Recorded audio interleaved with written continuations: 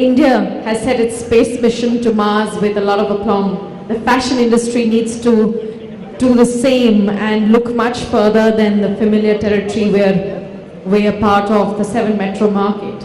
According to Images India retail report, the urban retail split in consumer spending stands at 9:11, with rural India accounting for 55% of private retail consumption. Now that's far too big a market to ignore or to be missed. So what we're doing is we're going to discuss the next phase of growth, because that's what will come from these new territories. In India, only some brands have seen this bigger picture, understood the market, and developed a unique segmentation for it. So we're going to call them, and they're going to share their perspectives, the challenges they faced, and the strategies that have helped them, including an e-retail strategy that serves markets where maybe it's not justifiable to open physical stores. So ladies and gentlemen, I want you to welcome our esteemed panel of experts. I'd like to invite them on stage, please. All right, please welcome our first panelist, Amit Maheshwari, Vice President, Fashion, Snapdeal.com. Ashish Dheer, Founder and Director, Wise Age Consulting. Darpan Kapoor, Vice Chairman, Capsons Group. Gopal Krishnan Shankar, CEO, Reliance Footprint and CEO, Reliance Living. Praveen Sinha, Co-Founder and MD, Jabong.com. Rohit Ketan, VP, Gili Systems. Sandeep Chuk, Commercial Director, Benetton. And our session moderator for this panel discussion, Rachna Agarwal, CEO, Indusleague. Good afternoon, everybody. It's great to be here, and I hope everybody is awake after lunch and one session or the second session after lunch. It's always a tough one.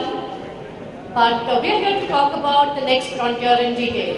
And when the topic was mentioned to me, the first thing that came to my mind was, are we talking about India or are we talking about Bharat? So we talk about metro cities, tier 1 town, tier 2 towns. So we have a lot of definitions, and we will get to those in some time.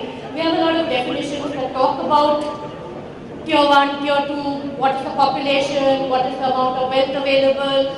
But in my mind, it's also about us as retailers addressing India or addressing Bharat.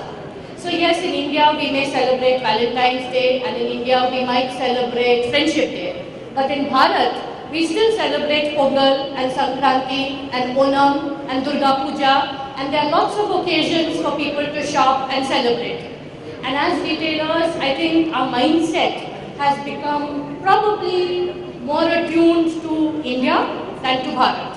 So let's talk about this and see that if we need to move beyond India and actually start selling, retailing our brands, our stores in Bharat, what are the challenges that we face, and what do we think are going to be the solutions that are going to emerge. So I'll open the discussion talking with Ashish, first talking about and explaining to us a little bit about the metro cities and the tier 1, tier 2 towns of India. Thank you. Thank you, Rachna. So the topic today we have is how to expand or how to penetrate in tier 2, tier 3 and tier 4 cities and towns in India.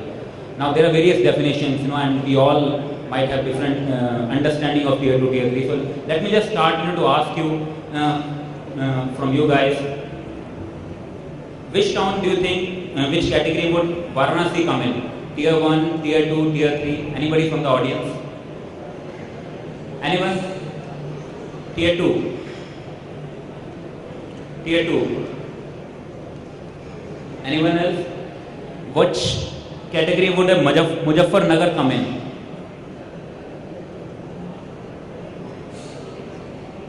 Maybe tier 3. Anyone else?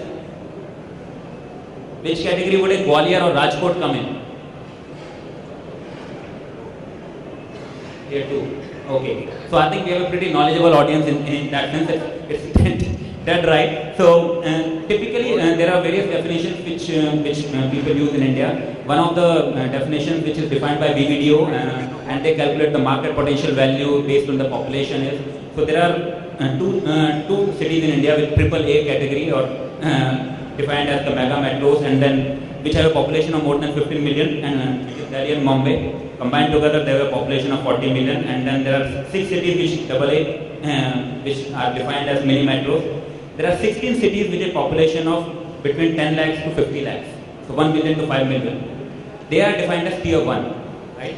And some of these tier 1 cities are Surat, Kanpur, Jaipur, Lucknow, Nagpur. Right? Then there comes tier 2 cities. There are 91 cities, or roughly 90 odd cities in India with a population of roughly 0.5 million to 1 million. So, 5 lakh to 10 lakh के आसपास population. And these cities include Nasik, Varanasi, Meerut, Jamshedpur, Jalandhar, Gwalior, Raipur, Tirupur, Dehradun, and so on. Right? And there are 90 such cities. Then there are 470 cities with a population of between 1 lakh to 5 lakh. Roughly 500 cities in India. They include cities like Muzaffarnagar, Bhilwara, Tirupati, Alwar, Karnal, Shimla, Kharagpur, Ambala. Right? There are 500 such cities with a population of up to 5 lakhs. Now these are huge numbers. So there are roughly 800 odd cities in India with a population of more than 1 lakh. It's a pretty decent number, right? And a lot of people in this city are now exposed through internet or through mobile, and they have same kind of aspirations which are there as Rachna defined in India, and they are so-called Bharat. And I define, there are a lot of Bharat which lives in India, and there is a lot of India which lives in Bharat. I come from Gurgaon, and there are a lot of pretty rich people, rich farmers in Gurgaon who drive in Pajeros and all those things, right? So it's a mix, and there's a bloodline. So what I wanted was just to set in context that on the demand side, there's a big, India is huge. There's a big number of people based on population. Of course, we need to go further into the buying capacity and the propensity to buy and buy brands and all those things, which is ever increasing. So that's the point which I wanted to drive. Yeah, interesting. So basically, we are saying that India itself covers these 800 cities, and maybe Bharat is even beyond these 800 cities. There are roughly 6 lakh villages in India. So there's a huge market out there. So now let's talk about what are the challenges in actually reaching out to this market. So I think some of us have already experienced and tried our hand. Shankar has done this. We've done it at Meriden. We've done it with Advanji. So should we talk about the experience of actually getting to these towns?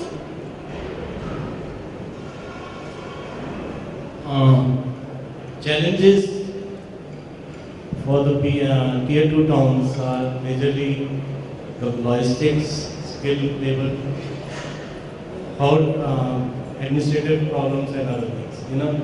Getting the stock is no issue, but then getting the people, because the first people who are the educated and skilled staff is not willing to go down to tier 2 town.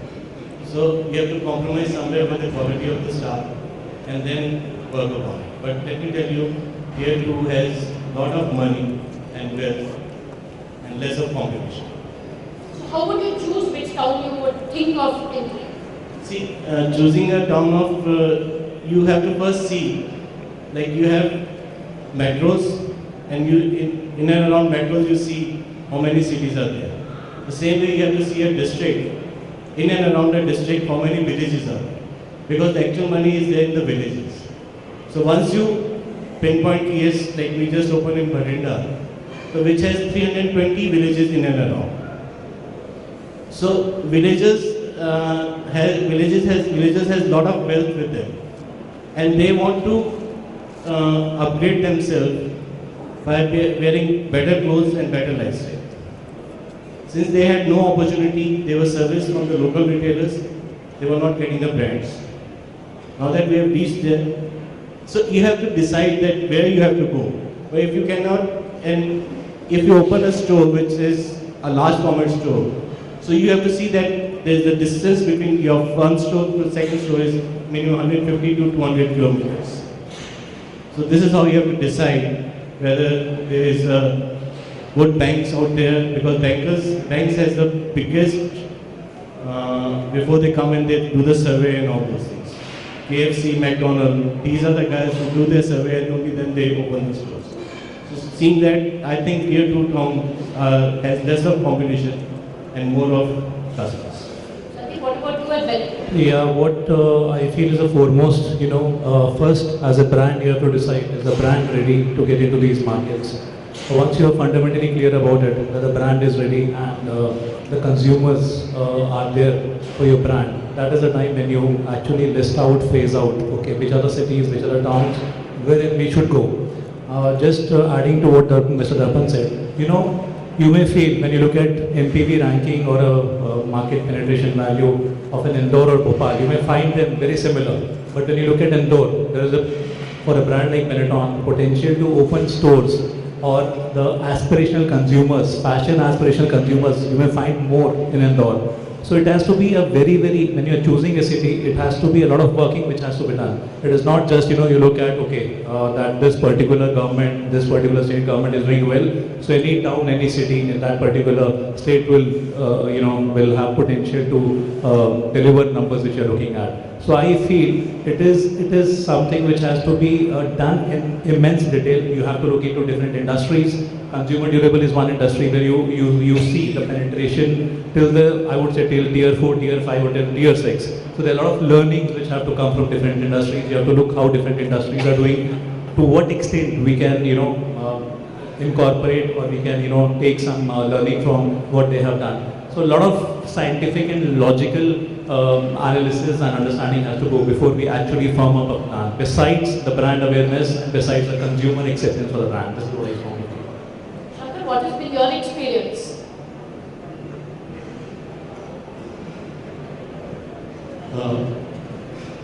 Yeah, we are also firstly, we are also used to the classification that Ashish just mentioned. Broadly, there are about 750 towns in India with a population of 1 lakh and above, which will probably add up to about 40% of the population. It probably covers 40 crores. Then you have the balance 60%, which we might call rural India or Bharat.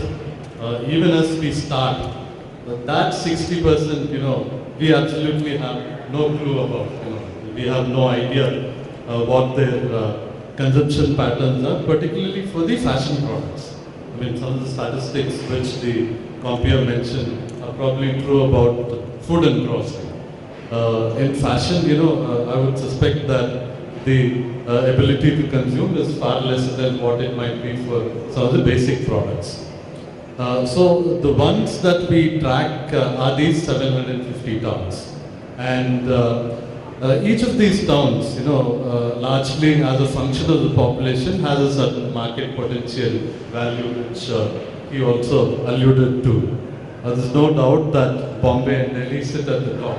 Each one will chip in for about 10% each of the market potential value. So in theory, if you've done all your business that you can in Bombay and Delhi, you've touched 20% of the market potential value of the country. But that is theory. It is the hardest to get properties. It's good to be able to study this from a Reliance's viewpoint, because all our experiences in the last 7 or 8 years, all of us want to have all our stores in Bombay and Delhi.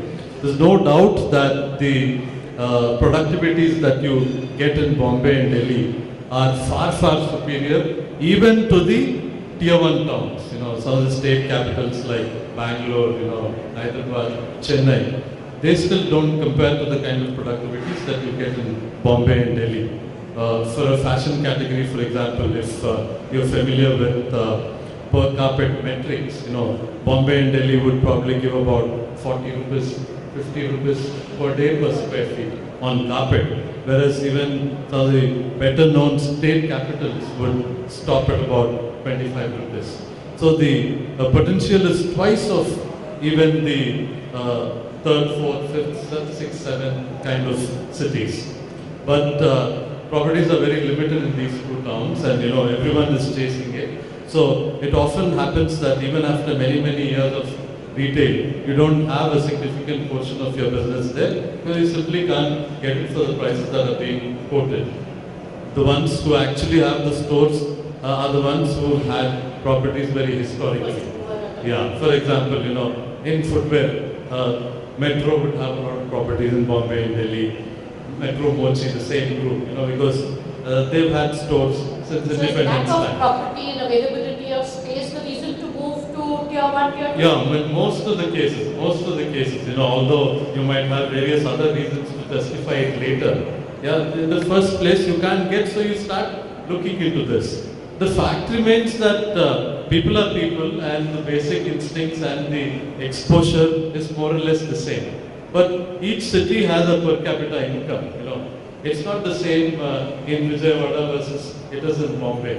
Sure. It's not even the same, let's say, in Vijayawada versus Bangalore. Yeah, but your costs would also be lower in these towns. Yeah. At the end of it all, Yeah. it's not the per capita So- sale, it's the per capita margin that is relevant. Correct. So if you went into financials, what we tell ourselves is the productivity is lower in these smaller towns than the bigger ones, but some of the costs, not all costs, some of the costs, particularly the operational costs, are a little bit lower.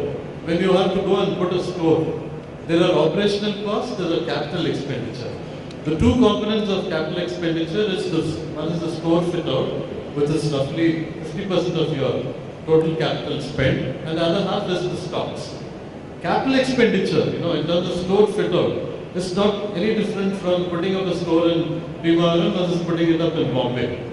I mean, we've opened stores in Bhimavaram and in Bombay. We've gone to about top 75 towns, We're still talking about 750 and we don't know anything 10% beyond of that. them. I'm still only talking about 75 that we've touched till now. So if you want to open a store, for example, which is a typical size of, let's say, 4,000 square feet, for example, which is a standard fashion format, whether it's footwear or clothing. So about 2,000 rupees per square feet is your capital expenditure, which is the same. That's about over 4,000 square feet, that's about 70, 80 lakhs. So that part is the same.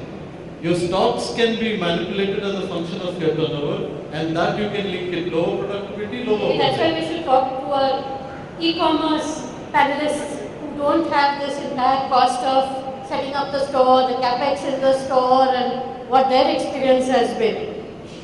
So we go in the hope that there will still be business, but the returns are much longer. The paybacks are much longer. You have to wait out a little longer.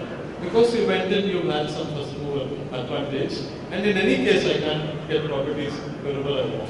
So that's. So what do you feel? So, I'm Amit and I represent Snappy. In true essence, I think the gentleman to my left, Ashish, and has already answered what we actually do. So, 800 cities is what we are saying, roughly 800 cities which cover TFT, and we are already present in 4,000 plus more cities in town. That's the kind of thing we cover. 75% plus pin codes as a direct reach. In terms of how we reach out to them. Now, looking at productivity, we are aggregating demand and we are aggregating supplies. So, great amount of productivity over there, amazing amount of productivity that you can drive. The sell-throughs can be significantly high. Sending out, even if you have great amount of forecasting that size 40 in a shirt is going to sell in a particular market, you're still, as a brand, going to send a size sale. While if you look at online, you can aggregate all that demand, all that supply at the back end. Cost per square feet. Again, owning that space, retail space, 4,000 square feet, Shankar, we can offer you more. I think hardly a challenge. You can show assortment, you can show the width, you can show the brand in the real true spirit and power. At the back end, what is the cost? Cost of stocking that good, those goods which were anyways stocking upfront in the EBO or in the door. Again, you mentioned 40 or 50 rupees per square feet on a high street, probably even higher, much higher.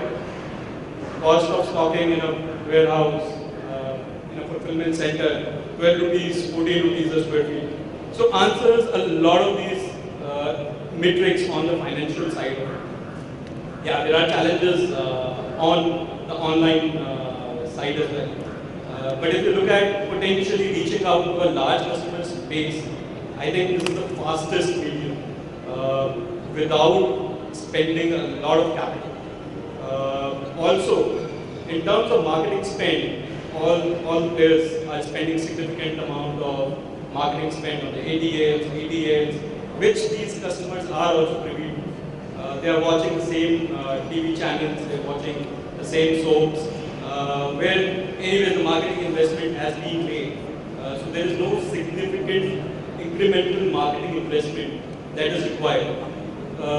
For all these brands and all these sellers who are located in various parts. So definitely I believe online is one of the great ways of reaching out to this large audience. If I were to talk about Snapdeal, 60% of our sales or more is coming from tier 2, 3, 4. And that's largely because we have been able to drive great reach into these cities. If I look at brand metrics, do the customer behavior change?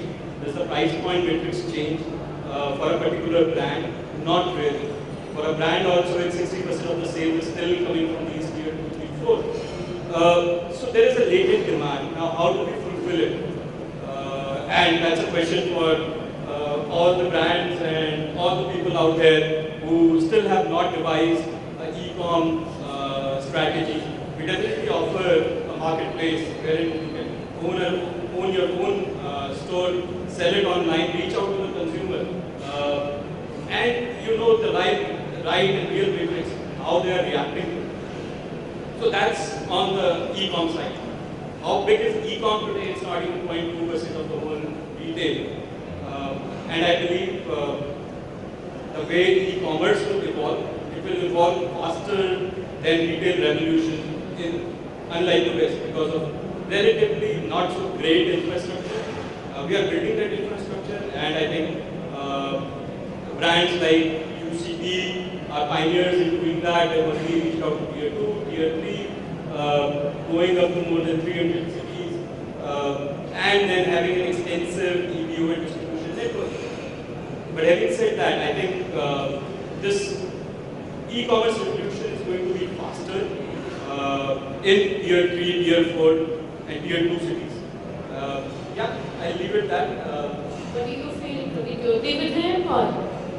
I would say mix. I don't fully agree in terms of the solution that has been created. I fully agree in terms of the potential that it has.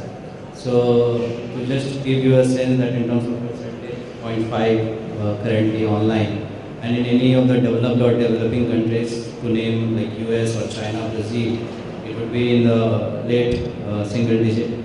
In terms of internet penetration, India is 15, others are at 40. Internet using for e-commerce, others are at 50, we are at 15. So all the numbers, if you check, you know we are lagging, and that gap has to be bridged. So potential is definitely there. So I triangulate with other set of data, and I'll say where does the revenue from even e-commerce comes today. So I would say top 70 to 100 cities, 60 to 70% of the transaction comes, while majority of the population stay in other cities, and that would be 800 plus cities. Now, one way to say is that they cannot, they don't buy this product. The other answer can be they don't have the opportunity to buy this product. Now, if I see the price point, the product, etc., and you can check most of the online sites, you will see products selling at 300 rupees, 200 rupees. So the first part I will challenge as an assumption. I think the price points at which e-commerce is operating, it is affordable by many.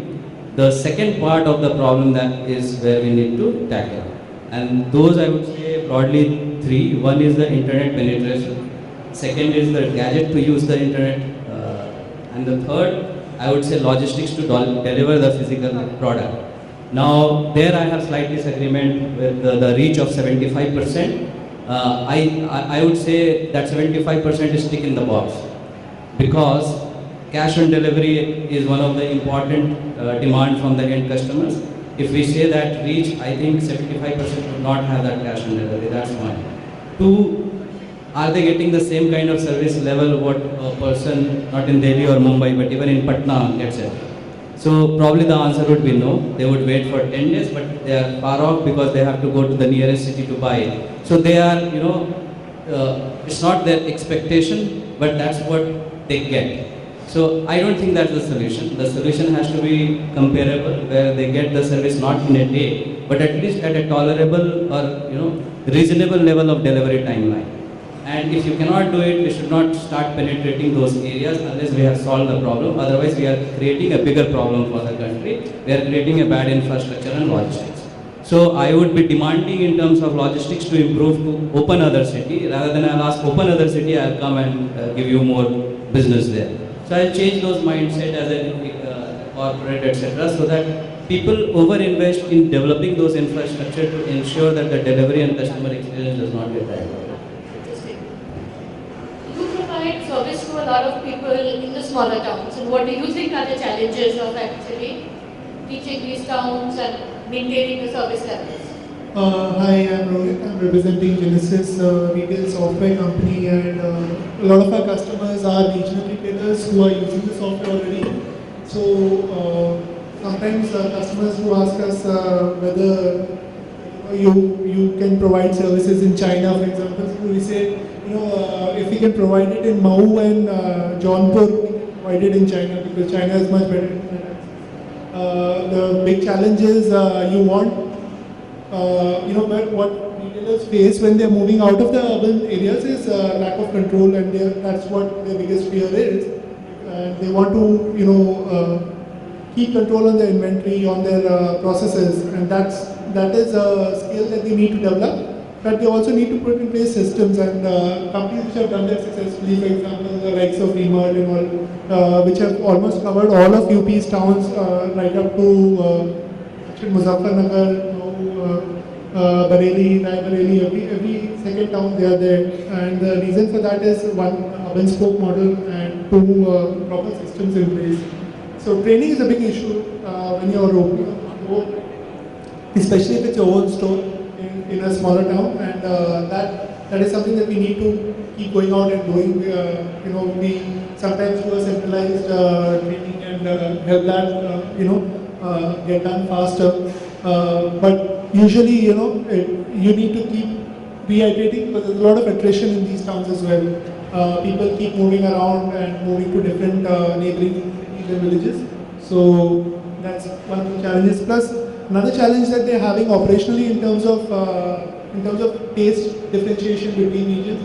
So, for example, a brand which is a store format which is very successful, UP for example, is not able to replicate that to Gujarat. So then then it's not really addressing Bharat per se, it's addressing UP, which is obviously a very very large population of India, but it's not India. It's not all of India. I think what we're all saying is that the market is huge, the opportunity is there. It's for us to figure out what changes we can make in our thinking, in our processes, in our models to actually reach that market and to actually get the infrastructure set up or to get the product there in whatever way. Now, e-commerce is obviously a big enabler and one solution to reaching smaller town India. What other solutions are actually possible? Do we have any thoughts on that? We talked about franchising as a model. So when I talk about our business, Marathon business, when we decided to foray into these markets, tier 2, tier 3, tier 4, one of the biggest changes which we did was to get into the franchisee model. And the idea was that, the franchisee model should be such, which is like creating a smaller Benetton organization in each geography. So if you're looking at a franchisee in Gujarat, the idea is to create a Gujarat Benetton. That is what we thought, we look at entire geography, we look at the right partner, we allow a partner to manage tier 1, 2, 3, 4, all the markets. Because, the business, the way India is evolving, you see the India growth story. So that is something which is happening everywhere. So a tier 4 market you see, which was not visible 4, 5 years back, 6 years back, you see all of a sudden there's a possibility of opening a store. So there's an evolution which is constantly happening. So we wanted a franchisee, a partner, which is a replica of Benetton. That is what was a main game changer for us. And whatever success we have seen in last 2 years is because of our franchisees. We have around 25 franchisees across the country. Between them, I would say a multiple of 15 to 20 stores per each franchisee. The idea was that the business should also look good, big to the franchisees, and he's able to learn from each tier and implement the learnings, whatever is possible, across all the tiers. That is what made a big difference for us. So to add to that, I think 20 years ago when I joined the apparel industry and we started selling, Andhra Pradesh used to be Hyderabad. We didn't really know of too much more outside of Hyderabad. And then 10 years ago, suddenly Vizag and Vijayawada popped onto the map and we said, yeah, there are malls opening there and people should start selling in Vijayawada and Vizag. And the last 2 years after we actually started a similar franchising model, where I've been running very successful businesses in places like Khammam, Bhimavaram, Vizagaram, which would Warangal, which otherwise would never have been in the. And to add to this, in the what happens? thinking. And then you need to change your entire supply chain. You change because suddenly you figure that Sankranti is bigger than Diwali. So while when you're thinking of India, you're planning your entire chain to meet Diwali demand. And then you're going on to end of season sale. You've got one territory telling you, hey, I don't want to be on sale because I think I can do great business for up to the 14th of January because of Sankranti. So can you please hold off sale? So that's, I think, this difference in mindset that we have to start looking at when we want to go beyond the metro cities that in a way I think have got homogenized. So what you would see in a Bombay is very similar to what you would see in a Delhi, to what you would see in a Bangalore or a Pune. But the moment you move out of these cities, you actually need to start planning for and become a part of the experience of India being so heterogeneous. And that's the fun of actually selling and being a part of India. What do you feel about that? I think your franchisee is your local franchisee is a good feedback mechanism to what's selling locally and what's not.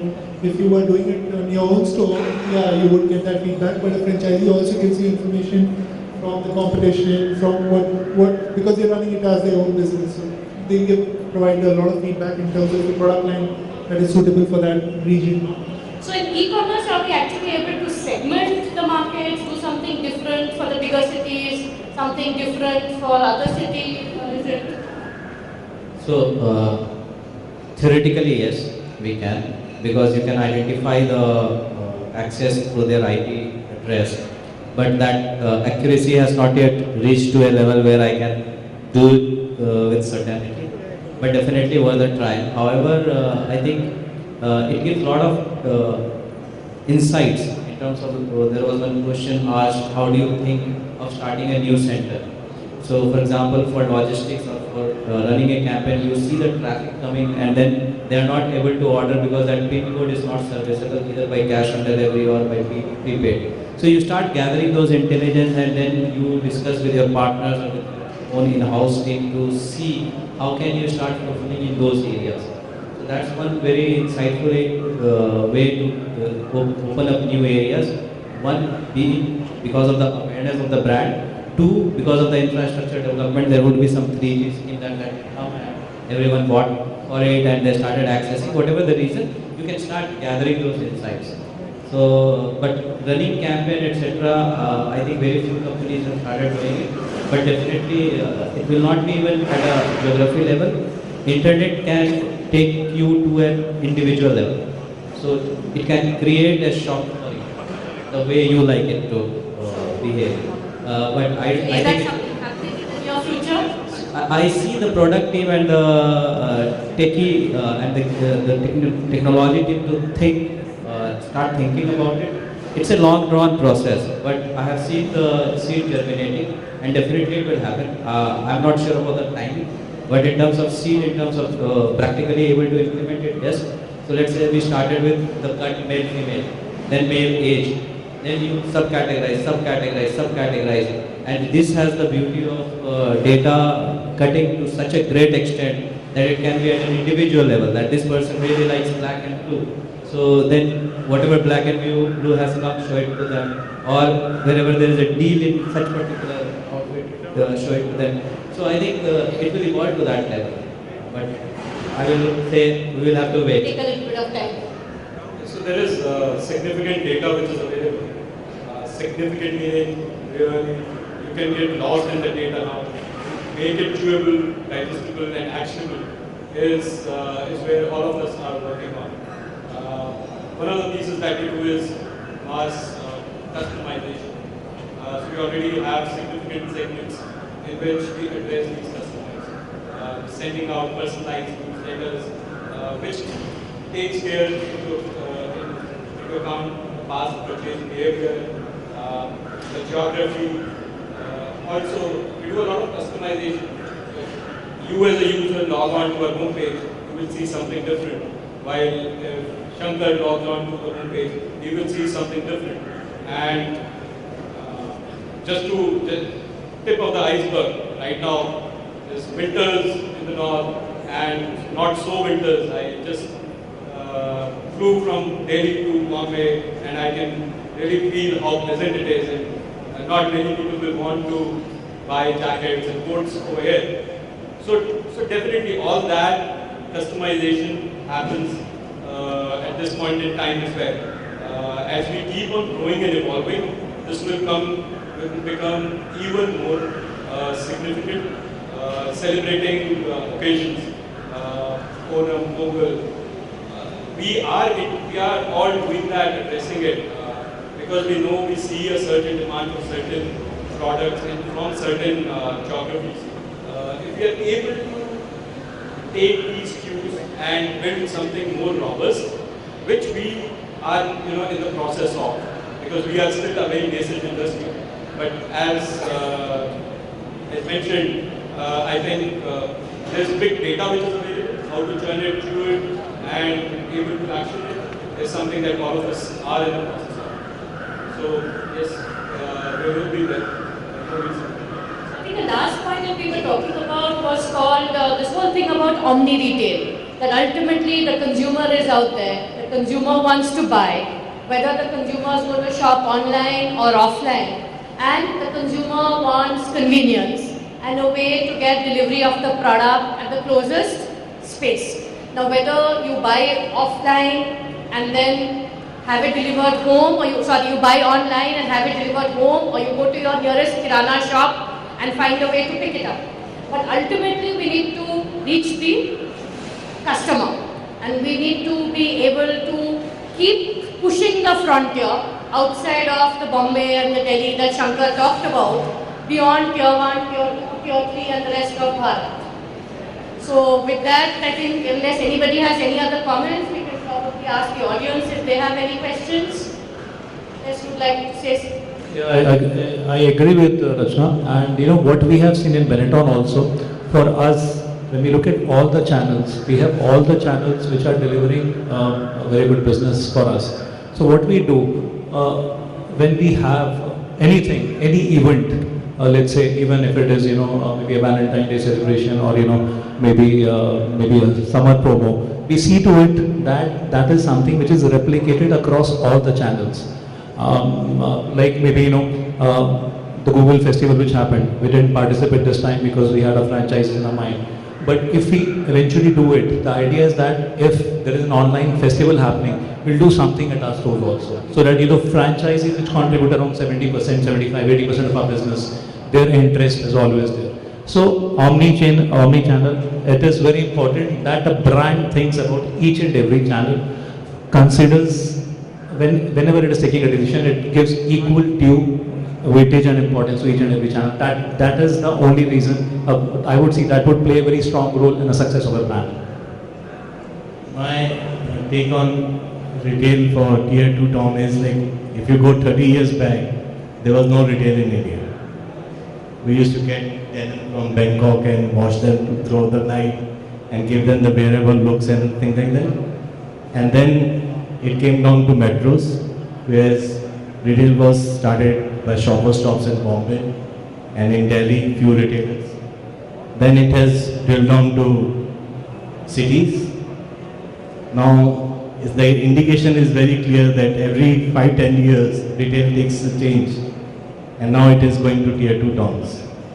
So, might as well accept it and start putting our energies in tier 2 towns. So that, because people now have accepted that retail is going to be there. They have accepted the fits, they have accepted the brands, they are knowledgeable about everything. So, and they have the money also to spend on a good quality product.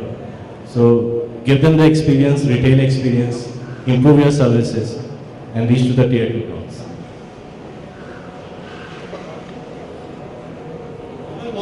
yes, I mean, there is a market. There is a market wherever there are people. And although it might have lower consumptions and lower per capita incomes, when you go to these smaller towns, it's about your ability to manage costs. Where did this franchisee come from? He's not IITIN, gold medalist kind of thing. He's simply somebody who we think will manage costs better than us. As corporates, we have certain obligations, certain established features which make our cost structures expensive. The Indian entrepreneur is seen as a big champion of managing costs. So you go to him to do it because these markets essentially have to be serviced on a much lower cost base. Of course, there are other solutions too. We tweak our formats. We open smaller formats whereby we can bring down capital expenditure, operational costs, etc. But yes, there is a market, and you have to innovate to be getting the right kind of returns. Business is certainly there. I think we have time for 2-3 quick questions in case there are any before we close. Only thing is just that you need to understand the market better. Don't take me wrong that without studying the market, without seeing this, that what price segment would sell out there and what is the population of the town or the tier 2 this thing. Location and selection of this thing is very important. You can't just go and start selling premium brands or upper premium brands out there. You have to have a bridge between this and start with the mass brands and then educate them to the premium. Would anybody like to ask the panelists anything?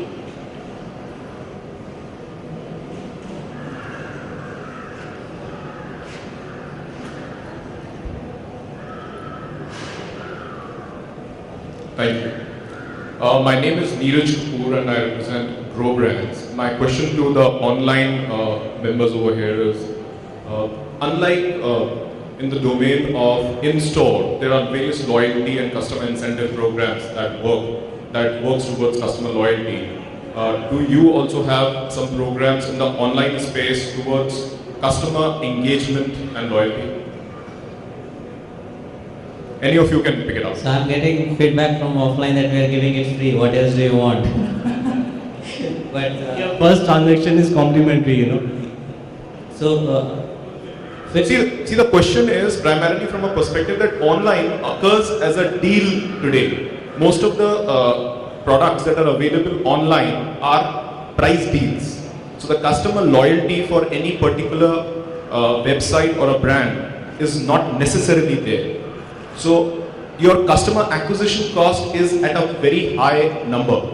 If you are looking towards loyalty, then what are the stuff that you are doing?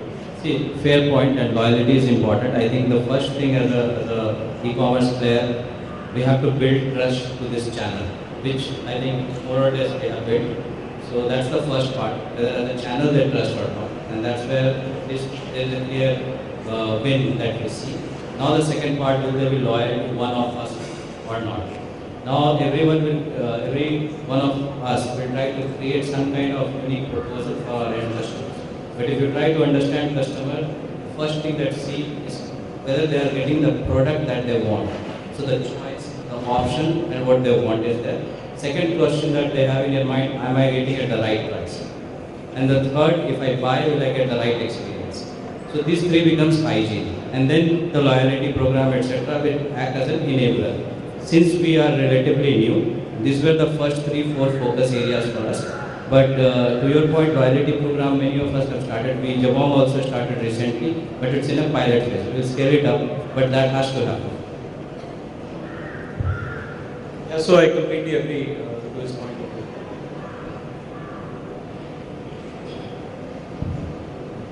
A little bit of information. In the early 70s, DCM had something like about 600 stores of their own. And they were probably the market leaders in retail. Likewise, there is one brand which is across the nation right now. Not there for how many outlets? Bata.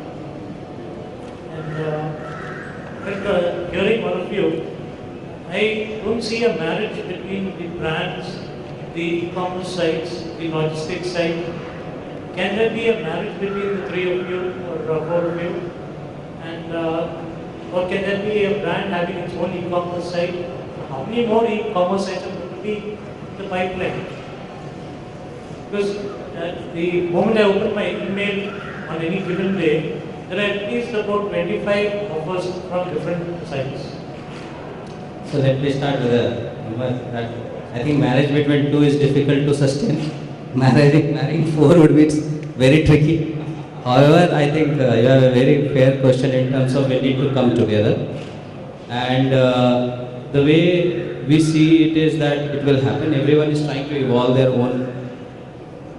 own process. And see, the point is that offline, online, and logistics, all three has very different proposal to the customer. And when the customer go to those channels to buy, they have a very different mindset. So certain expectations are already built in. For example, touch feel cannot be there in e-commerce till the time there is some printer, 3D printer which will print a sample of it. But there can be a technical solution around. But today we don't see touch feel, etc. But the way to handle it is through logistics. That at the time of delivery, someone will touch feel and check the size, etc. So and it's evolving. So your observation is fair, but judgment is, I would say, quite immediate. Let's wait and watch it to evolve, and you will see probably not marriage, but you'll see a very good partnership between everyone. Yeah, I have a point as well. I think what we might see, I agree with you, it's a fair point. What we might see in near future is development of a lot of hybrid models. Till now, most of the brands and retailers have been pretty reluctant on the e-commerce side. So that will happen. And one of the biggest enablers might be, which I see, is the 4G coming this year. This might actually change the whole way retailers have been thinking till now, and it's been left to e-commerce or marketplaces generally, that to sell through that channel and reach out to people. 4G, in my view, can change the game completely, and in next IFF when we are discussing this, it might be a totally different ball game with a lot of share of percentage of sales of Benetton or some other brands might be coming from e-commerce as well. I think we're running a little behind schedule, so thank you to all of you for joining us today, and thank you